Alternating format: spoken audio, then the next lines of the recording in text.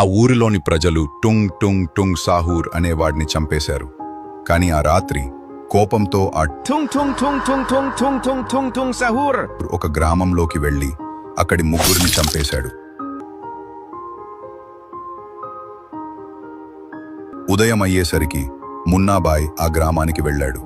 అప్పుడు మున్నాబాయికి మళ్లీ టుంగ్ టుంగ్ టుంగ్ సాహూర్ వచ్చేశాడేమో అనిపించింది. ఆ రాత్రి ఊరు మొత్తం నిశ్శబ్దంగా ఉంది. మున్నాబాయ్ ఆ Tung tung tung tung tung tung tung tung tung sahur. ని చూసి అతని దగ్గరకు వెళ్ళాడు. కాని టుంగ్ టుంగ్ టుంగ్ సాహూర్ మున్నాబాయిని కింద పడేశాడు. ఆ సమయంలో డాక్టర్ ధను డినో వచ్చి మున్నాబాయికి సహాయం చేశారు.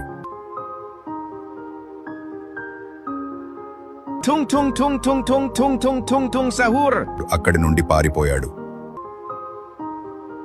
మరుసటి ఉదయం ధను డినో మున్నాబాయ్ ముగ్గురూ కలిసి టుంగ్ టుంగ్ టుంగ్ సాహూర్ని మళ్లీ చంపేయాలని నిర్ణయం తీసుకున్నారు.